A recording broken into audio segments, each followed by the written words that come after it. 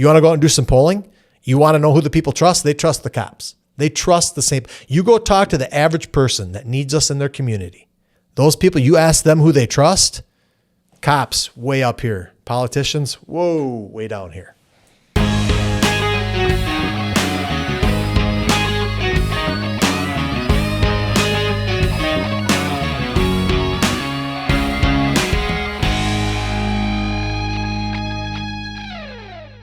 Greetings and welcome back to Blue Saints Podcast, episode number 5. The Blue Saints Podcast is the official podcast of the St. Paul Police Federation, and this one should be a doozy. Although I am alone in the studio today, there is a lot to talk about, and again, I'm going to use some humor on occasion, so please, if you're the type that gets offended, choose not to be offended by some of this. A lot of what we do in this job, we try and create some humor to normalize some of our stuff, to try and fight through some of it. Today, we're going to talk about a few different topics. We're going to talk about a social media post and the meaning behind it from the 20th of February that we put out. We're going to talk a lot of it about Operation Metro Surge and the Twin Cities response to that. And we're also going to talk about the meeting that we had with Board Czar Tom Homan and kind of the after effects of that. So we're going to dive right in to the meat and potatoes of this episode. So we'll just start with this Facebook post from the 20th of February. On the 20th of February, St. Paul Police Federation put out a social media post, and it was a graphic of some protesters, and it said St. Paul City Council was the heading then and now. And the then was 2020. When we were told we had to wear masks everywhere all the time, or we were again, we're gonna lay some context here. But in 2020, the masks on sign was up and running. Now we're in 2026, different topic, but this is intertwined, which is now masks off. Okay, so at first glance, you could go any direction you wanted with this. The intention of the post was to provoke thought. And some people understood it. A lot of people really didn't. A lot of people took it in all kinds of wild directions. Of course, some people were offended by it. Again, being offended is a choice. If you choose to be offended, we have a class of people right now, I think not just in the Twin Cities, but societally, who essentially get up every morning and they're looking for reasons to be offended. And if we live in an environment like that, and we create an environment like that for ourselves, we could be offended all the time by just about anything. So as we dive further into this post and the purpose of it, I want people to just listen. So if you were one of the people that maybe misinterpreted it or took it as something it wasn't, I would encourage you to listen to this episode, at least like the first 20, 25 minutes of this, so you have a little deeper understanding of what that post was about.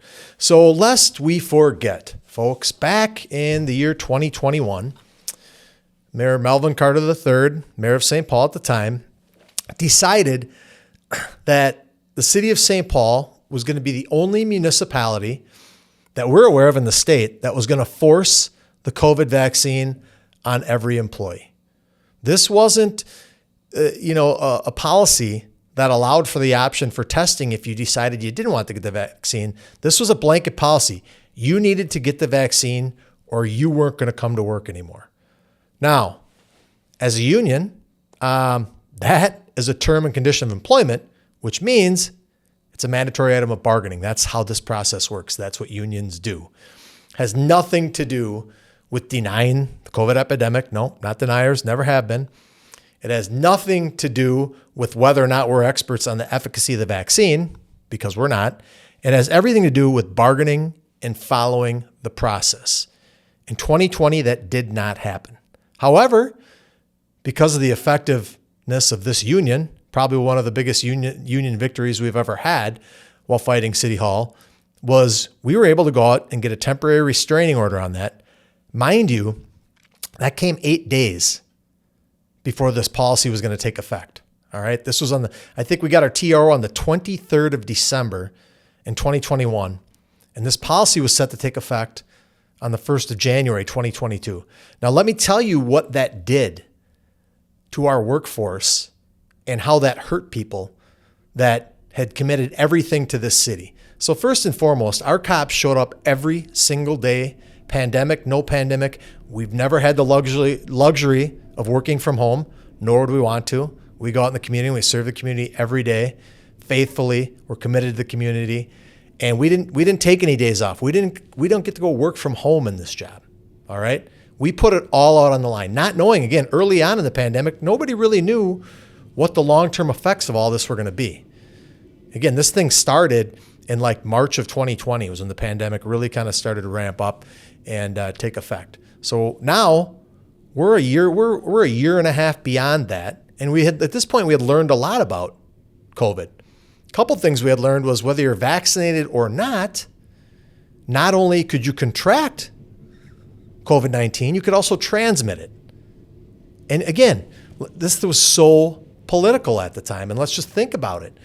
This started when President Trump was in the last year of his first term. Okay. And under his direction, Operation Warp Speed began. And what that was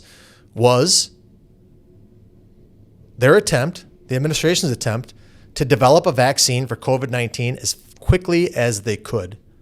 Okay. And at that time, again, this is crazy political. There were Democrats who were like, no way. That administration, don't trust their vaccine. I wouldn't take that thing. Never. Yeah, we need a vaccine, but this is rushed. This is President Trump. We don't like him. No way. Again, he starts parading Dr. Anthony Fauci around. Again, a lot of politics there. There's people that love him, that people that don't like him, largely dependent upon their own politics. Fast forward to 2021, Joe Biden wins. Next thing you know, we've got people on the right. I'd never take that vaccine. We got people on the left. Everybody needs to take the vaccine because if you don't, you're going to expose your grandparents and you're going to expose your neighbors and you're going to hurt other people. So it starts to be framed as you need to get the vaccine because if you don't, that's selfish and other people might die as a result of it because you're going to spread COVID. That all turned out to be 100% false. And again, there was no science that ever backed that assertion that, hey, if you get this vaccine, you're not going to contract COVID and you're not going to transmit it. Okay? That's how they sold this to everybody. And again, not COVID deniers, but at the end of the day, the efficacy of that vaccine was, yes, it might lessen the symptoms if you're to contract COVID, but again, it's not going to prevent you from contracting it. It's not going to prevent you from transmitting it to other people. But it was sold to us that way. Sold to a lot of people that way. But if we go back in time, when this policy was to take effect in St. Paul, which was forced upon us, we wrote letters. I have all the receipts for this, by the way, all of them. Most of it's public record. The TRO is public record. The judgment in district court is of public record. I will make any letter anybody wants to look at public record. We wrote to labor relations in the city saying, hey, you've got to negotiate this. And so for those that don't know, when it comes to terms and conditions of employment, if we don't agree, meaning the union and the city can't come to an agreement on this, there's a system in place to handle it, and it's through arbitration. But the city decided they were just going to ram this thing down our throats at the cost of public safety. And this is why it's at the cost of public safety. We had at least 20% of our membership, maybe more, that came out and they were clear with me and said, listen, I don't want to take the vaccine. I didn't ask them why. You want to know why? None of my business why. Not my business why somebody wants to vaccinate or not as an adult, okay?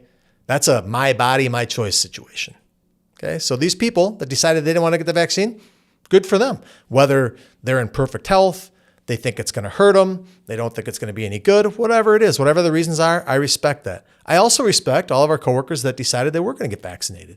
And the vast majority of us did, myself included. So I don't want to hear about, your politics, these politics. It's not about politics with respect to how the union deals with stuff. All right. We have a contract. We have a system. It needs to be followed. That's my job. That's the responsibility of the union, is to make sure that City Hall and our police administration, that they're following the rules. That's what we do. If we're not doing that, we're not, I'm derelict in my duties. This union's derelict in its duties. So that's what happened back in 2020. So let's go back. We had a special meeting of the St. Paul Police Federation in our union hall. About 100 people showed up, and there was a lot of passion in that room. Okay.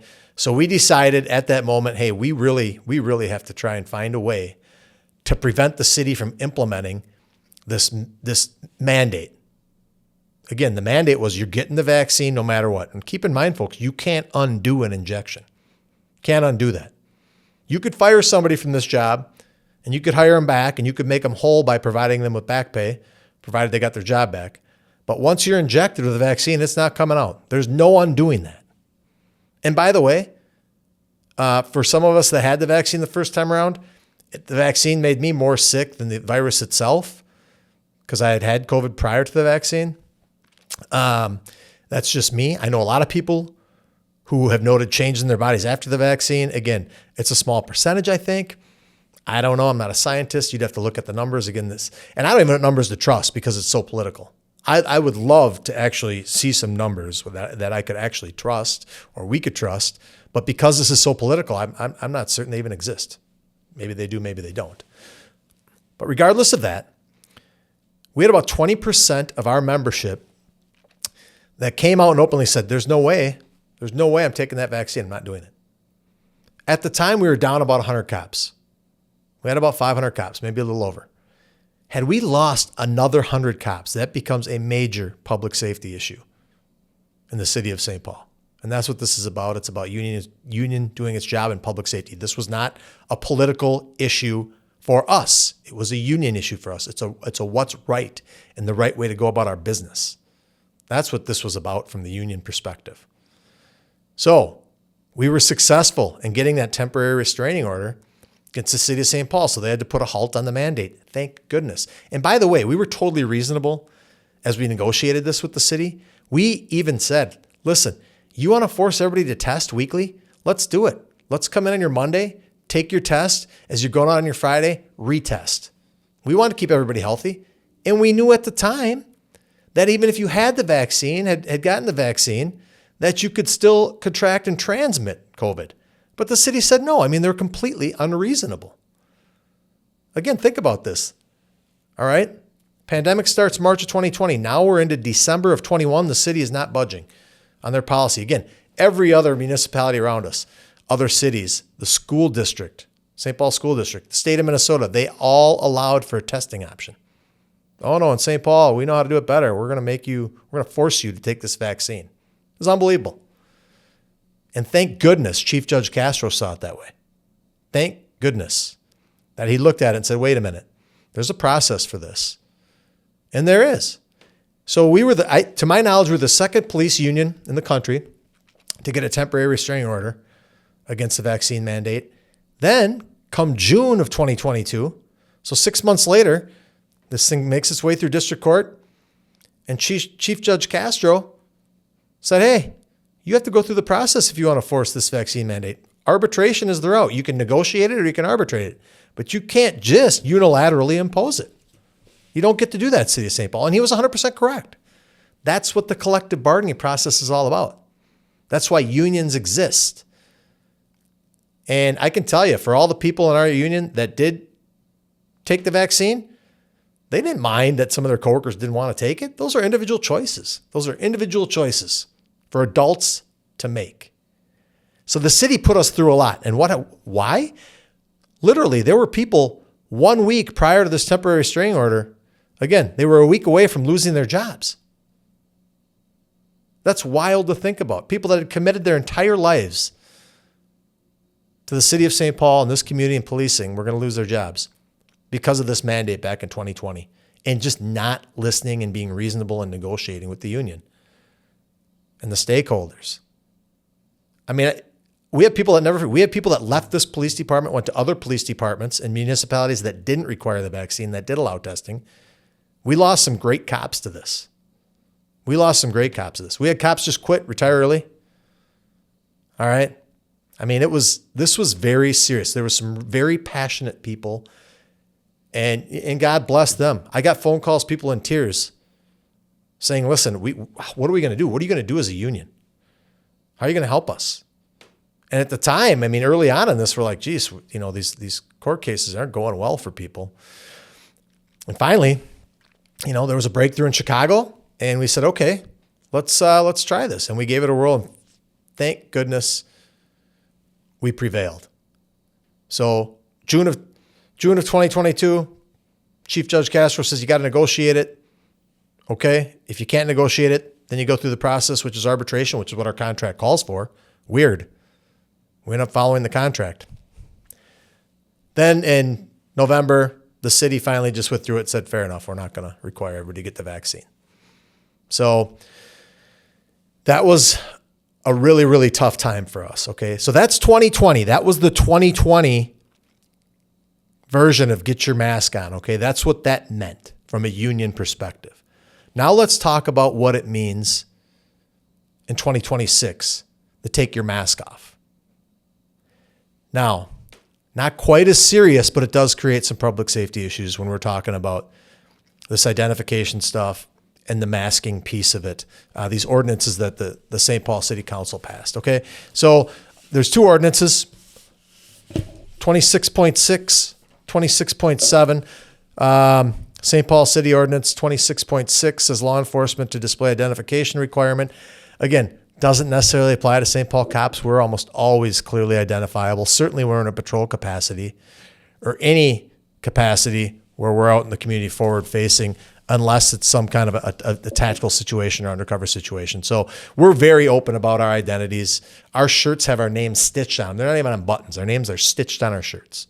It's in our policy that we are mandated to provide business cards for those that ask when it's reasonable to do so. As long as it's not a danger to us, you're going to get our business card. Okay? That's not a problem. Identification is not a problem for us. And then 26.7, law enforcement operations with face covering prohibited. Now this is where the issue is. Okay? This is where the issue is, this face covering issue. Again, we don't operate with face coverings. We go out every day in marked police cars, uniforms that clearly identify us as St. Paul police officers. Our names are on our uniforms. We have badge numbers. We have cards that identify us. We don't go around hiding our identity. That's not what we do in St. Paul. Not what we do. Okay, so now then the argument's going to be made, hey, this doesn't, have as much to do with you. This has to do with the federal government. Well, it does. Yes, it does. But let's just kind of we're gonna peel off some of these layers, and we're gonna look at this. We're gonna take this a few steps further than just what I would describe as some performative ordinances. And I'm gonna say they're performative because the council knows that we're talking about face coverings in the federal government. That's what this is about. This is about the federal government and those folks wearing face coverings and their policies and their procedures. And they already know that we can't enforce this on the federal government. We can't. Any lawyer will tell you that. Unenforceable from the local level. So if you're the person out there that thinks this was the answer, this is what we had to do in St. Paul, we had to do this, they sold you a false bill of goods because they know this. They know that we can't enforce it. And how is that, right? Well, let's just say there's a group of federal agents out there and they're wearing, face coverings, like a balaclava or something, right? Wearing a helmet or a hat. All you can see is, like this much, their face. And we go out and we say, hey, you can't do that. They say, yeah, we can. Then what happens? What do? We're not gonna get into a physical confrontation with federal law enforcement agents. That's not happening in this world. You're not going to use the local police as your political pawn to go out and get into physical altercations and arrest federal agents for doing their jobs. That's not going to happen. Now, I'm not condoning any bad behavior by any law enforcement agency, local or federal, nor will I ever, and nor will this union. So those things will be dealt with. If there were federal agents out there doing things they should not have been doing, if they were violating people's constitutional rights, they're doing things that were illegal, then they should be held to account. There's no doubt about it. I'm not trying to give anybody a carte blanche, just go out and do whichever you want. It's not the Wild West. We still have to abide by the Constitution. And mind you, the vast, vast majority of the time, these federal agents are doing that. But when you dump 2,000-3,000 people here from all over the country, say, hey, go out there and do your thing. There was a lot of room for error there. And there are definitely some errors made Fortunately, Borders-Our Homan made it to town and took over command and led and managed the situation better than it had been on the front end. But again, for the council to suggest that we're going to go out and do that, it's just not reasonable. And they know that we can't. They know we can't. It's 100% performative and it's virtue signaling. Regardless of what you think about how the federal government was conducting their business, if they were conducting it legally, then there's nothing we can do about it. There's this thing, it's a supremacy clause. Federal law, okay, takes precedence over the local laws. Supersedes our local laws in many, many cases. So that's the problem with it. And even bigger than that, and now I'm going to get into kind of the city council aspect of this, is in episode 1, I talked about the city council and their formation of this public safety budget committee, which was directed at the police department. That's fine. They have all the ability in the world, and really they should. It's a responsibility to oversee the city's budget and pay attention to where those tax dollars are going. No argument there. But I met, since episode 1, I have met personally with 5 of the 7 council members. And I thought they were productive meetings. And my primary message in all those meetings was, let's communicate. All right, let's just communicate. Before you make decisions about St. Paul Police Department and law enforcement, specifically any emotional decisions based on any kind of hot topics, let's have a conversation. Will you please reach out? Give me a call, text, email. Ask what the rank and file perspective might be on any of these given situations. And I honestly thought, maybe I'm naive. Maybe I must be naive. I'm naive. And because I thought maybe that would happen. But before either of these ordinances was passed, no calls, no texts, no emails from any of those people. Okay, about how it impacts the rank and file. And again, this face covering thing it's just more than us enforcing it. Okay, on federal agents, which is impossible. It just is. We can go out and we can watch what they're doing, but if they decide they're not going to cooperate, it ends right there. That's where it ends. And let's be honest, it's not about the mask, it's about the conduct. Okay? If they're doing things they shouldn't be doing, guess what? There's lines of attorneys out there to take those cases. And if they do something to you or anyone in the community that they should not have, that was against the law, that was in bad faith, that wasn't ethical, wasn't legal, I hope you're compensated commensurately for whatever that was. I do. Nobody's above the law. Nobody's above the law. All right? So those things I'm sure are going to come out. Some of this stuff's going to come out in the wash. It's probably going to take years of litigation in some cases. But this is where we're at. Just because you don't like what the federal government is doing and how they're doing it doesn't mean it's illegal. And therein lies the problem, is there's this kind of unenforceable ordinance that pits local law enforcement against federal law enforcement. We're not doing that. We're just not. It's not legal. It's not practical. I mean, the practical application of these ordinances, it doesn't apply generally to a local police department like St. Paul Police Department, especially our police department, right? We don't do these things. We're almost always clearly identifiable. Only in very, very specific, narrow circumstances are we not. And we don't wear face coverings, unless it's cold out or we're undercover. We don't do that. It's not permitted. So what are we doing here? You create unrealistic expectations that the public will have on us. So when we do have masks on, we have them on for good reason. And I can tell you what, it's going to be within our policy and it's going to be necessary. But now you're going to have people making calls and complaining about a St. Paul police officer that's wearing a face covering as they're standing out at a car crash because it's 10 degrees out and the wind's blowing. And their nose is frozen. Or we've already experienced this. We have our tactical teams or we have undercover units getting ready to go serve warrants for reasons that are completely unrelated to immigration, with no involvement from the federal government. We have people interfering with what we're trying to do, blowing whistles, creating distractions. It's dangerous. So, I mean, what this creates is more problems. And it's 100% performative. It's, hey, look what we did. We did this. Good job. No practical application. It's not going to apply to us. So that is what the Facebook post was about, or social media post rather. That is what the social media post was all about. It's about governance that isn't really good governance. It's just not. And instead of saying, hey, this is St. Paul, our police department does it the right way, we're a model for departments all over the country. Believe it or not, people all over the place want what we have. They want the culture we have. They want the skilled professional police officers that we have. I can tell you, our cops out there doing the work every day, phenomenal. Best in the business. Fortunate enough to talk to my colleagues all over the country about issues they're dealing with and talk about our police departments and how things are going in terms of community relations. And we are at the top of the heap. Go anywhere. And so rather than the council saying, hey, our police department, we do things the right way, and lifting us up, man, they've been tearing us down since November is when this all started.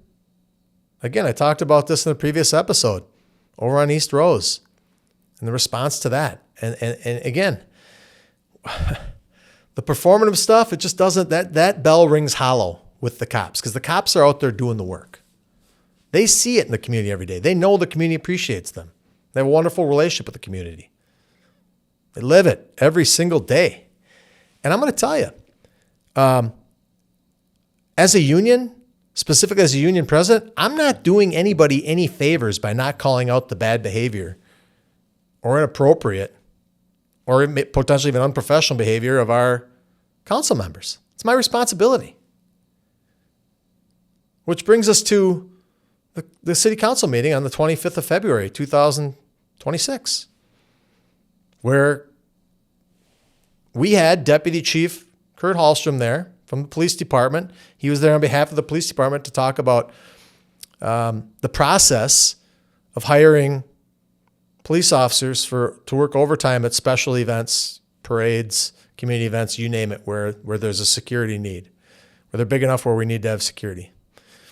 So the city is trying to figure out how they can help cover the costs for some of these community organizations to make their events safe, which is, that's positive stuff. That's good stuff.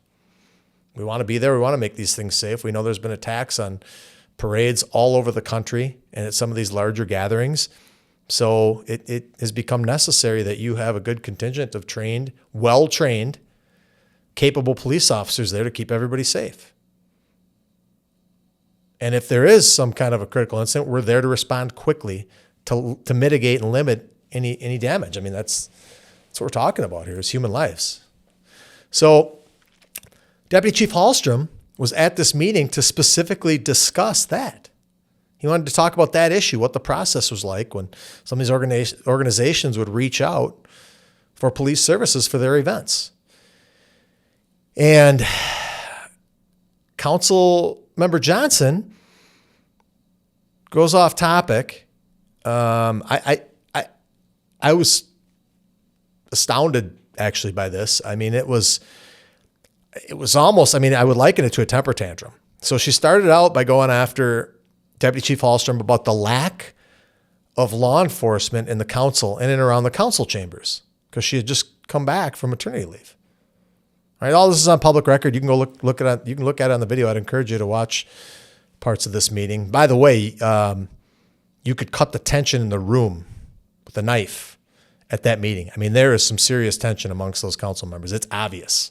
If you're a trained observer at all with respect to human behavior, you can tell that there is some tension in that room amongst those council members. So God bless Deputy Chief Hallstrom for going in there, but wow, it's there. It's real. You can feel it. You can see it. The nonverbals are unbelievable if you watch closely.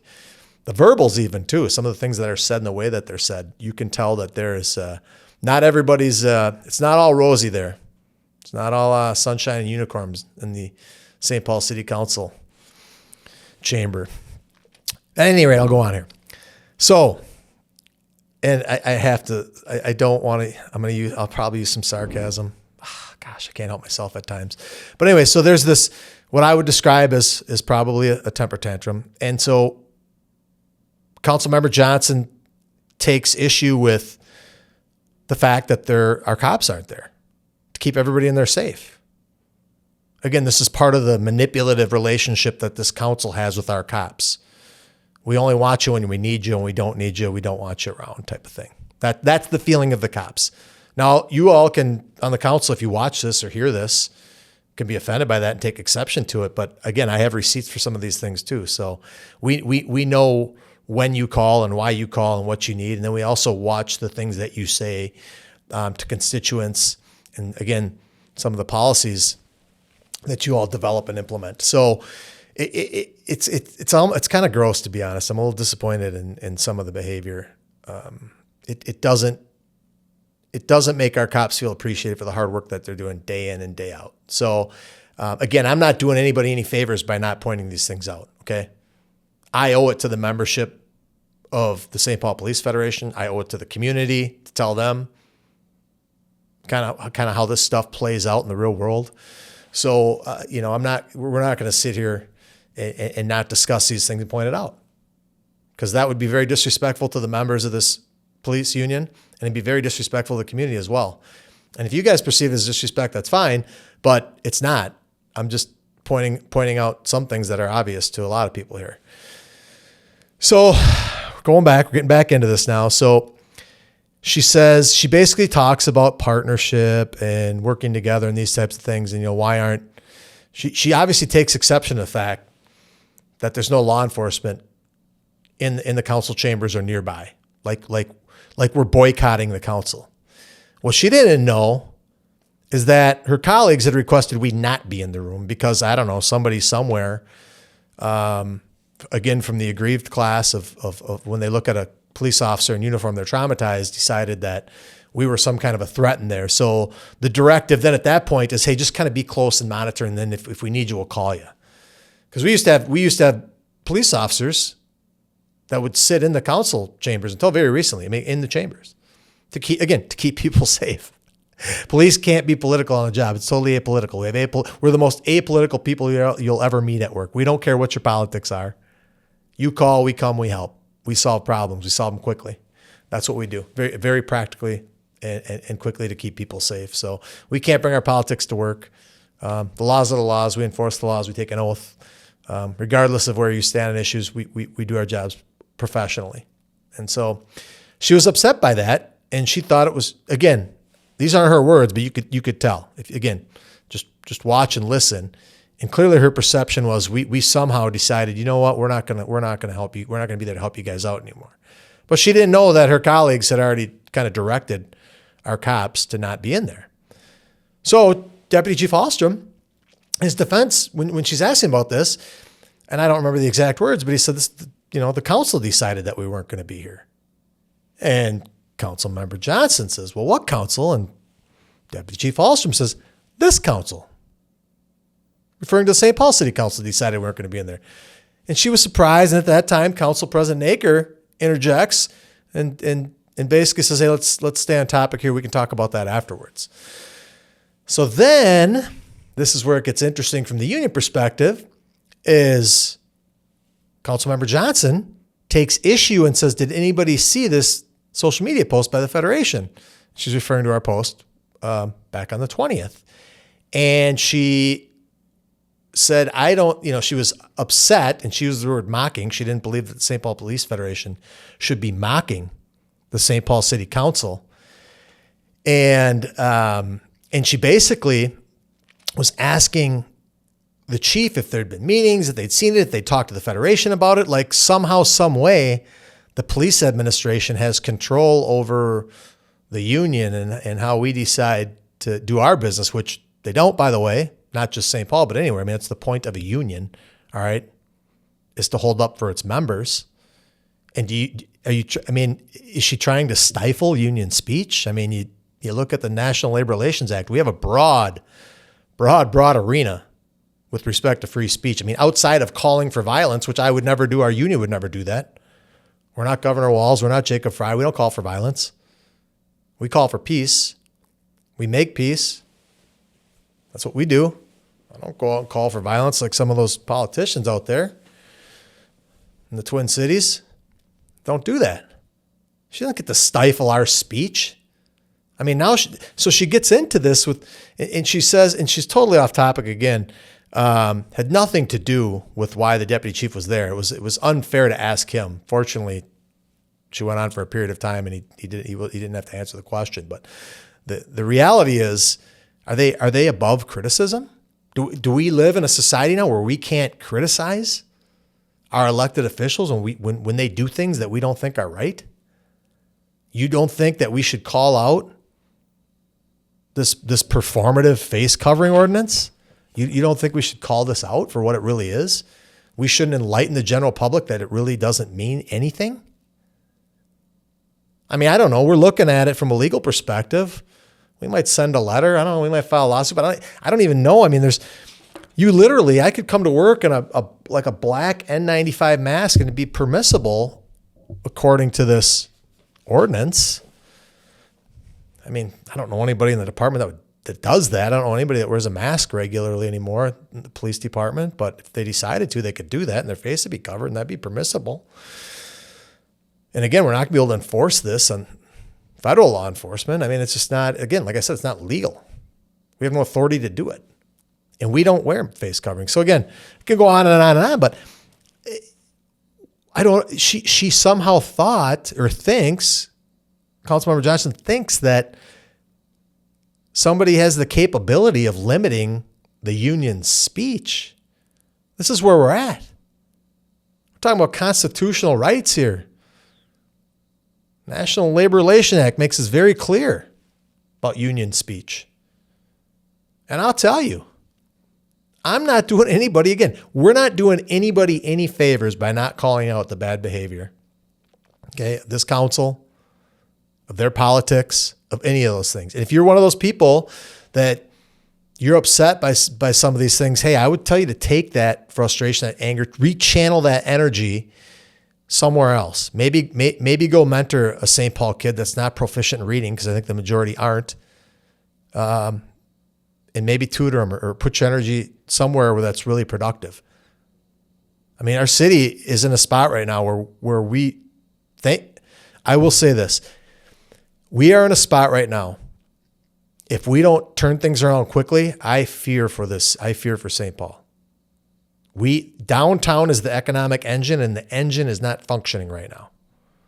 Okay? This group of council members needs to focus on the important things. There's plenty of other things to focus on. There's plenty of things to focus on. Other than anything, whether anything performative, don't bother, please. Let's get down to doing things that are practical and make sense for everybody in the city. Everybody. You know, right now, the residential property owners in this city bear the tax burden. We need thriving businesses downtown. I mean, could you possibly be proud? Could you take pride in saying, hey, we have the highest sale taxes in the state? Is that a source of pride for people? Is that because our downtown doesn't function correctly? And I will tell you, there isn't a downtown or a city in this country that functions at a high level without a very high functioning, high performing police department. The city goes as we go, folks. And our people out there putting it on the line every single day. Every single day, our cops are out there putting it on the line, taking calls, putting their lives at risk for people they don't know, trying to do the right thing. And we've got council members basically trying to stifle the voice of the police union in the city. And listen, we can go along to get along. We ignore most of what the council does because, a lot of it isn't in our public safety lane. I'm talking about this because these are public safety issues. These are practical public safety issues, which is why we started this podcast. You don't get to stifle our voice. We have a voice. The media does a great job of stifling our voice. But when you live in an echo chamber, and again, I would venture to guess that most of our council members only spend time with people that think the way that they think. And they're told, Hey, you're doing a great job. Thank you. Thank you. You know, we appreciate it. Your virtue signaling is phenomenal. You know, we appreciate your activism. And there's a difference between activism and governance. And so when you get an activist class running government, it can be problematic. And we are faced with that right now in St. Paul because our downtown is hurting. Thank goodness Mayor Cowley worked in the private sector for 15 years and understands. Because for the people that spend their entire lives as organizers in nonprofits and not having a lot of private sector experience, they just don't develop the skill set required, generally speaking, to run a city and perform good governance. They just don't. Again, it's been my observation, been the observation of many. And we need to find a way to do that. Our police department, we are there. We operate at a very high level. We are professional. We're ready to go. We're still down. We're down cops, but we're trying to make some headway here, but we need a partnership. We need a partnership from our council and our mayor. And we need to communicate with one another. So yes, I'm waiting for the phone calls. I'm waiting for the texts. I want to have the conversations about how these things impact public safety in a practical manner, how they impact our day-to-day jobs. It's all really important stuff.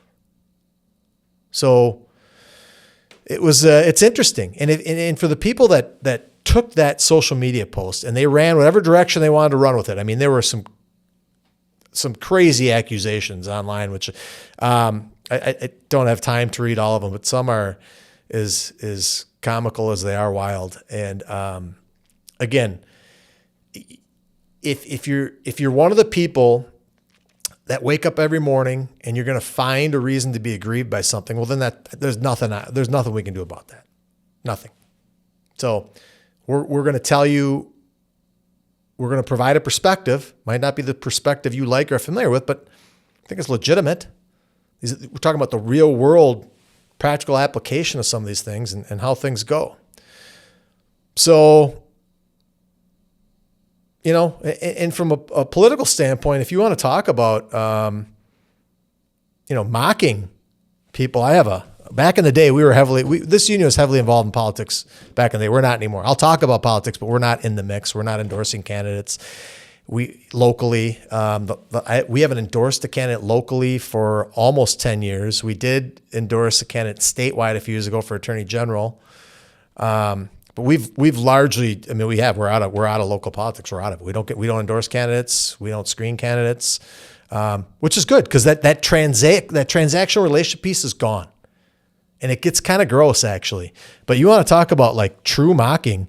I've got an old mailer here. This thing is the Helgen zone. You know, we put tinfoil on Councilmember Helgen's head. All right, the Helgen zone. Here's what it reads: You're now entering the Helgen zone. Okay, it's a play on the Twilight Zone. On Tuesday, November 6th, Ward 5 voters must choose between leality and reality. Lee Helgen is his name, so there's leality and reality.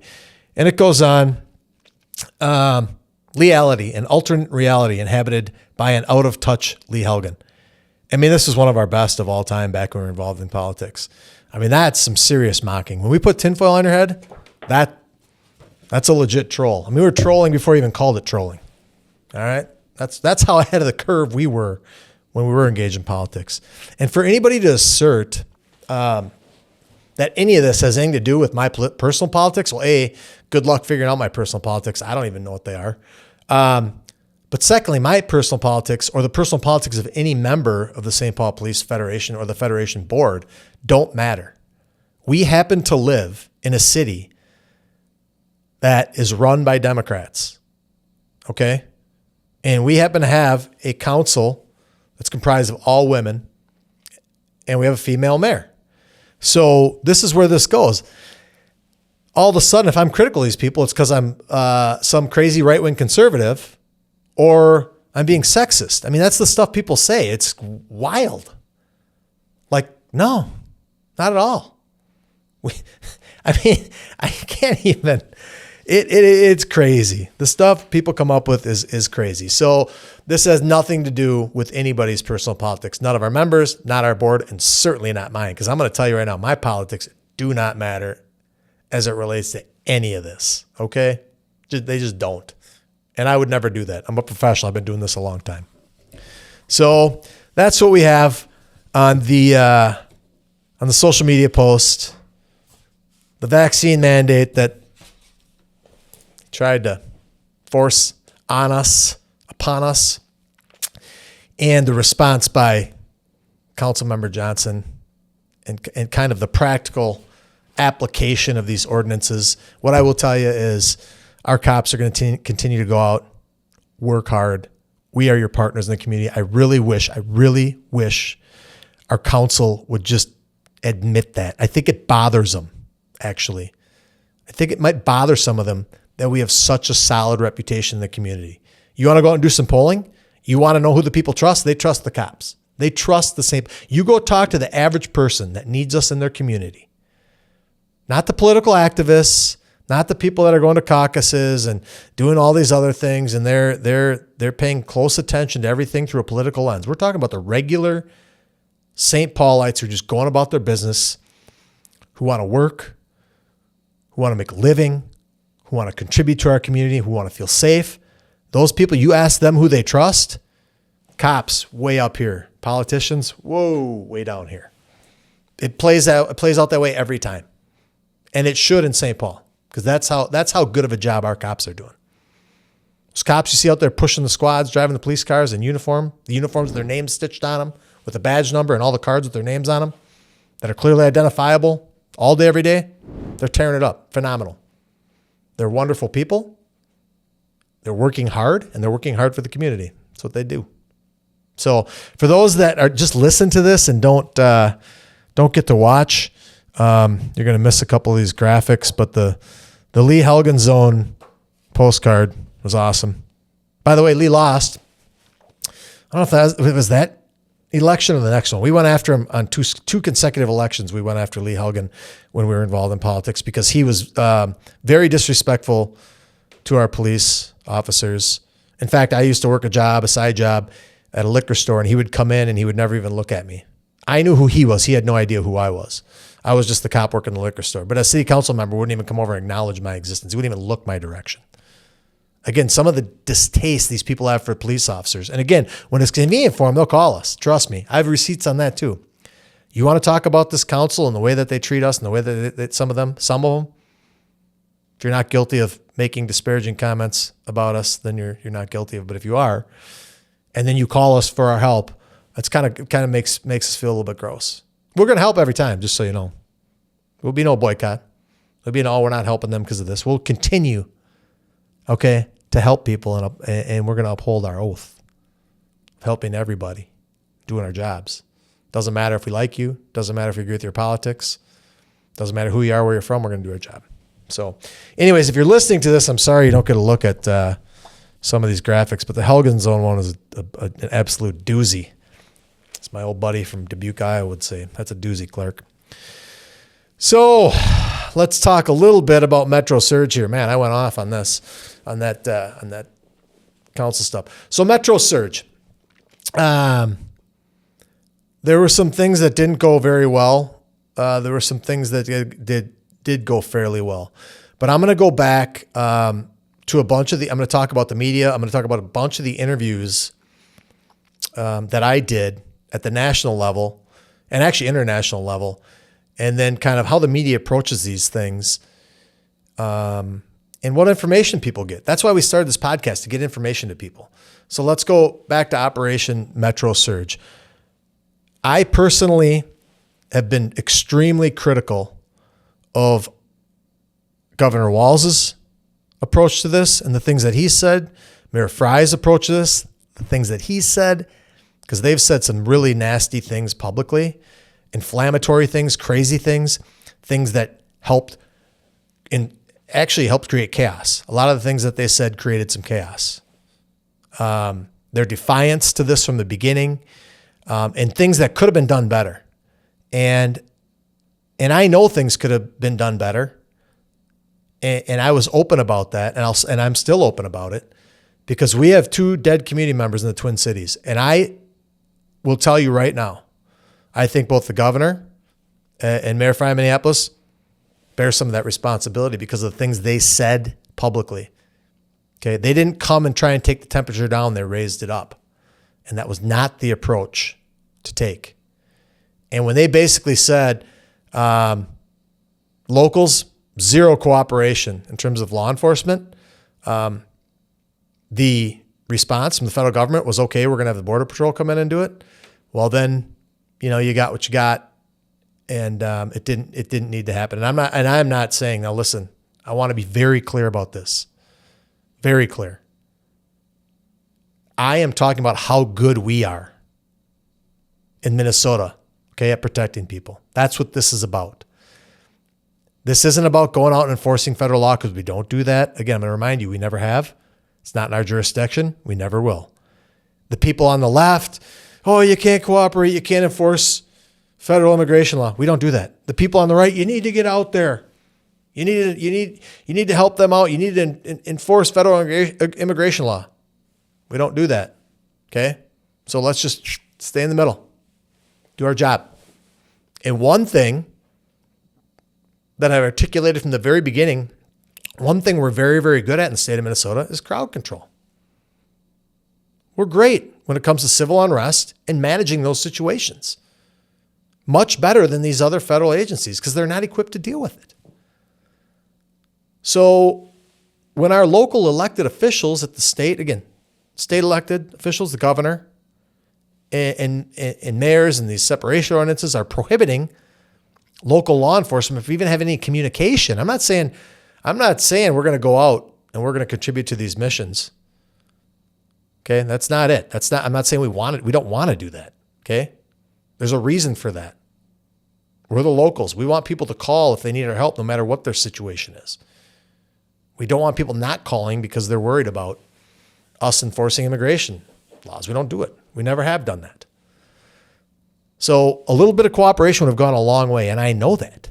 The reason I know that is we have a track record here in the Twin Cities in Minnesota of people not dying. We're involved when we are the ones on the front lines of crowd management situations and civil unrest. Okay? People aren't dying. So I know that. I know the training that we've undergone. I've talked about this on previous episodes.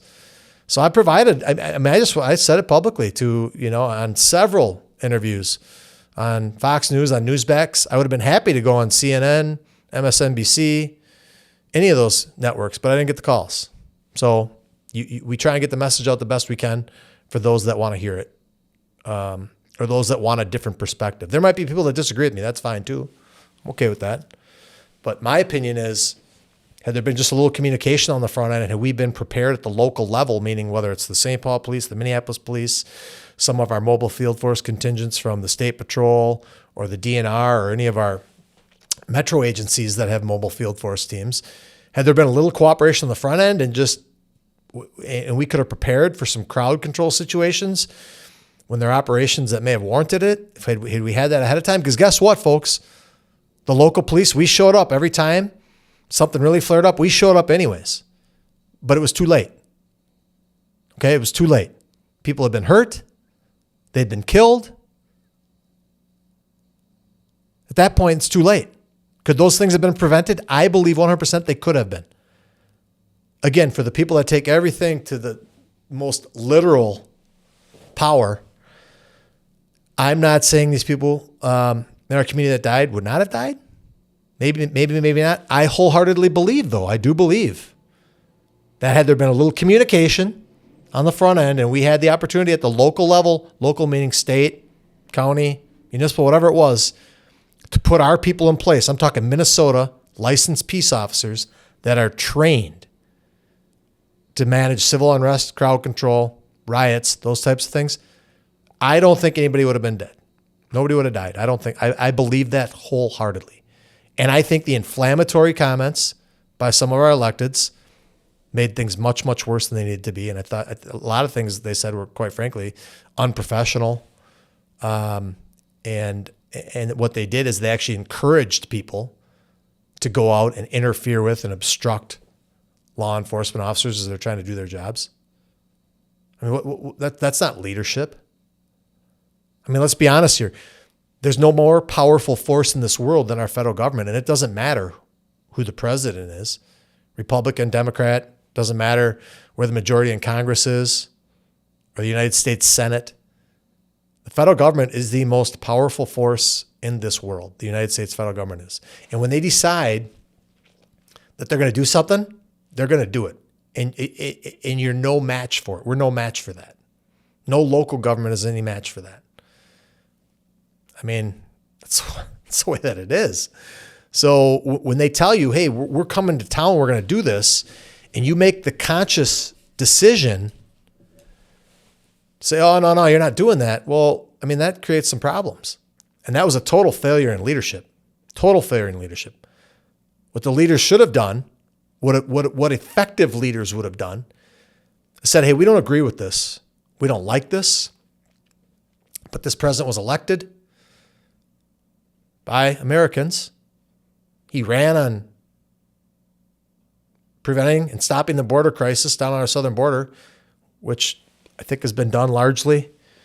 At least from my contacts, the Border Patrol, they've said it's unbelievable, night and day from the previous administration. And he also said, this president got elected, and he said, hey, we're gonna deport people from the United States that aren't here legally. Now, whether you agree with that or not is, again, in my opinion, no consequence. Those are things that the president ran on. He was elected. And there's consequences for all these things. And so the consequences are now they're following through with these things. So we can, a true leader here, obviously we're in a blue state.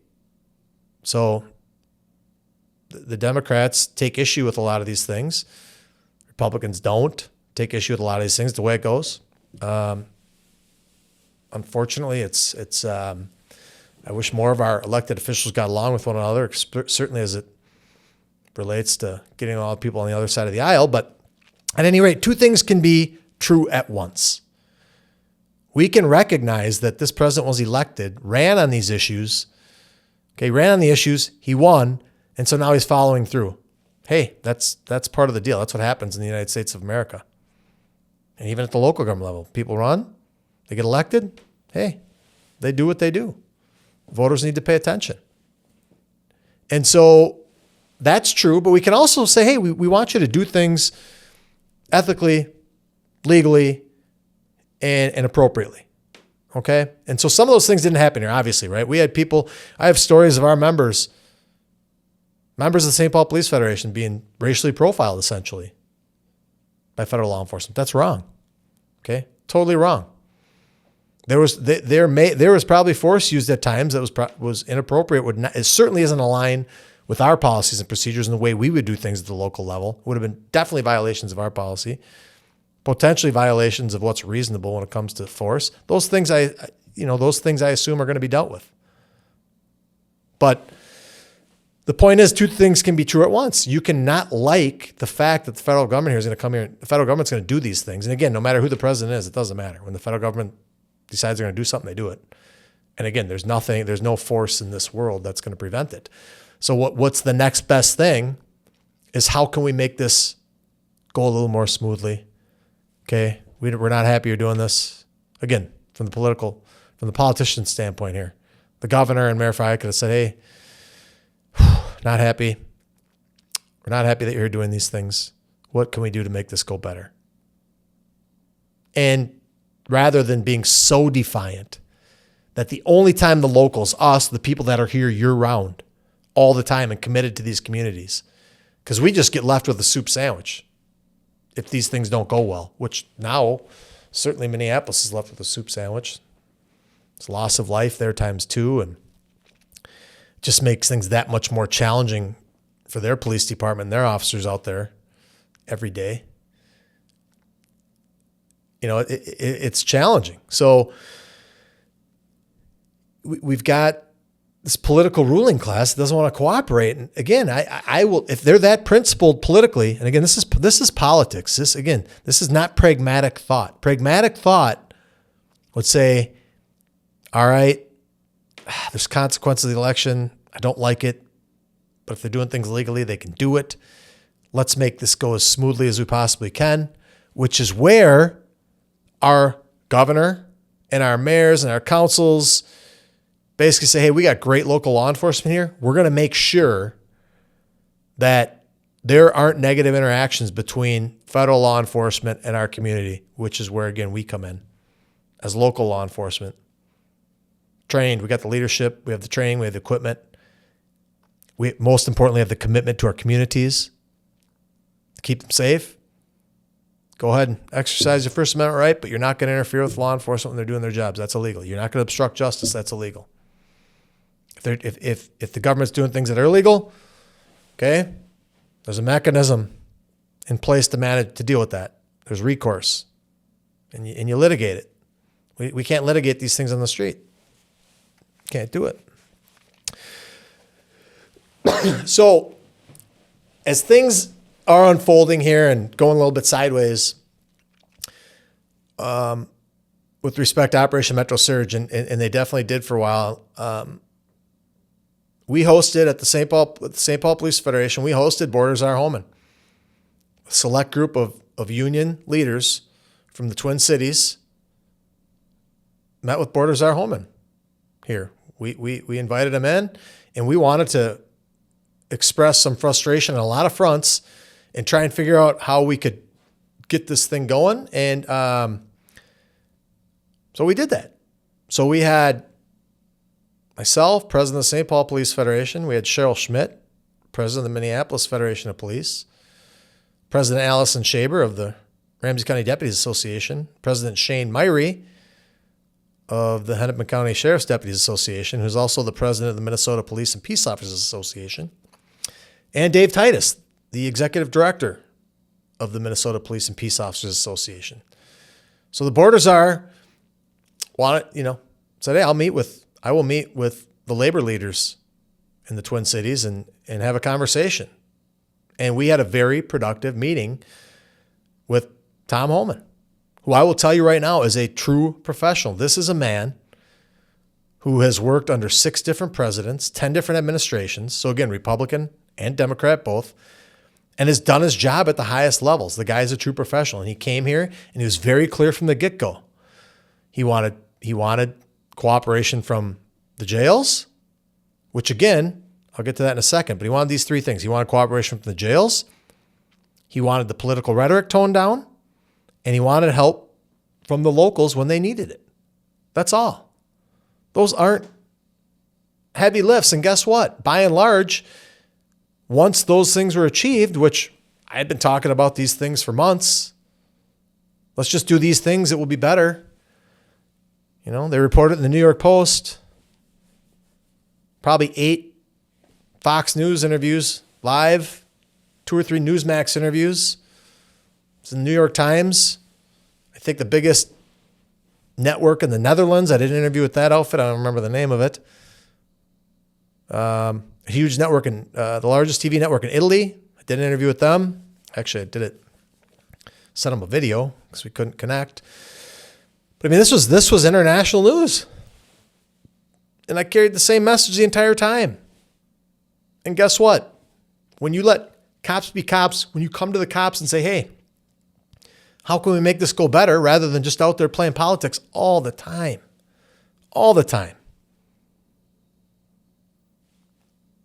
the result, horrible. You can't be proud of that.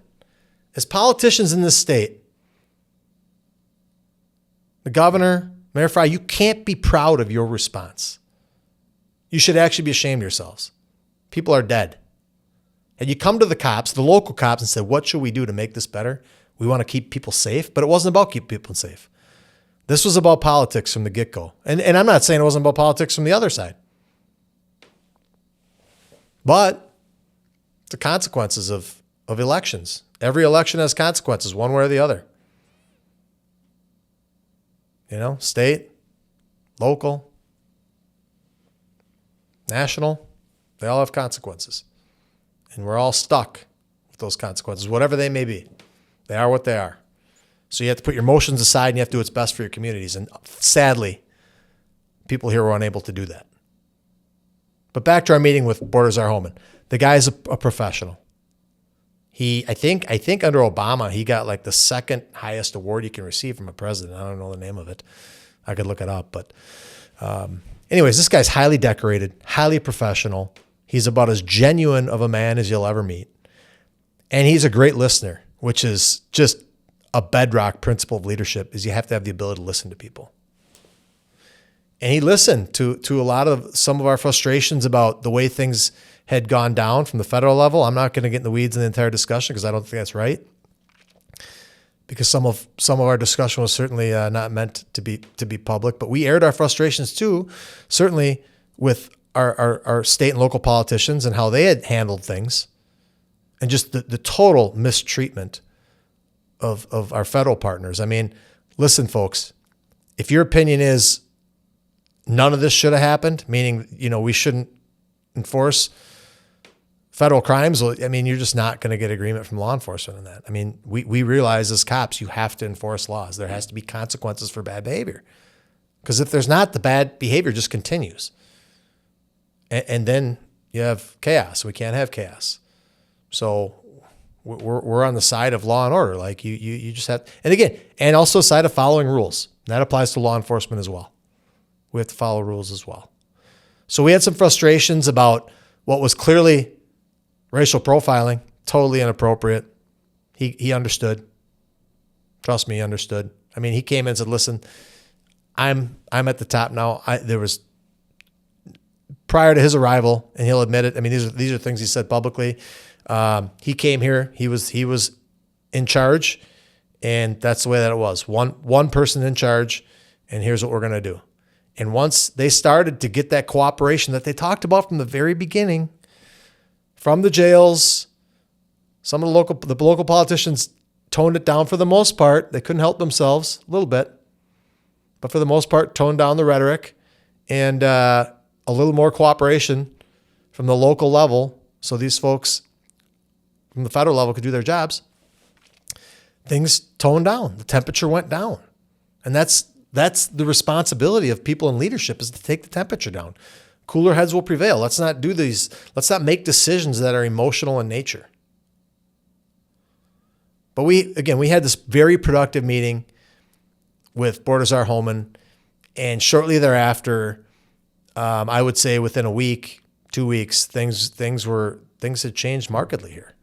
The drawdown began. I think the drawdown began within a week of our meeting. I'm not saying we're solely responsible for that. We're not. But he was very curious to know the rank and file perception of some of the things that had gone down, and he wanted to hear from us because, again, we're elected by our members to represent them. We're not appointed by anybody, so we can speak a little more freely about some things. And we did express frustration again with the way some of these federal officers had handled their business, and we thought it was inappropriate. Thought it might borderline unconstitutional. Some of it was probably unconstitutional. And just said, you can't do that. You can't just go out and racially profile people in our community. That's not how we do business. And if indeed that was going on, and I think that some of that probably did go on. And when you have 3,000 people here and not a clear leader and directives, those things can happen. But at any rate, very much appreciate our meeting with Baltazar Homan and his willingness to meet with this select group of local labor leaders.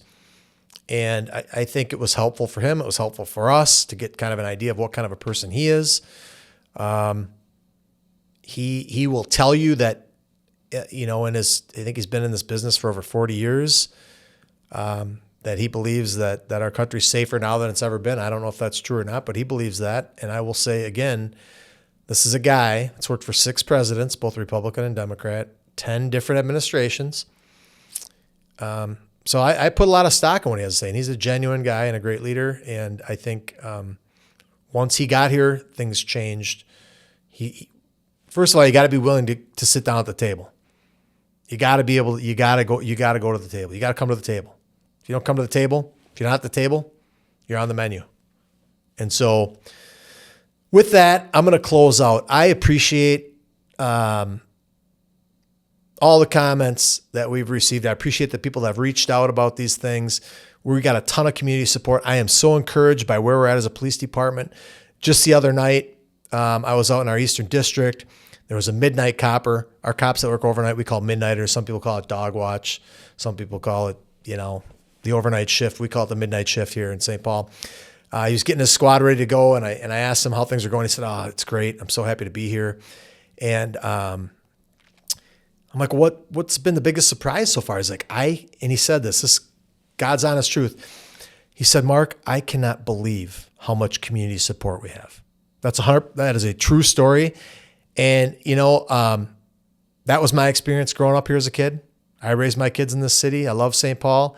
I know how the average community, you turn off the TV, you drown out the noise. There's so much noise.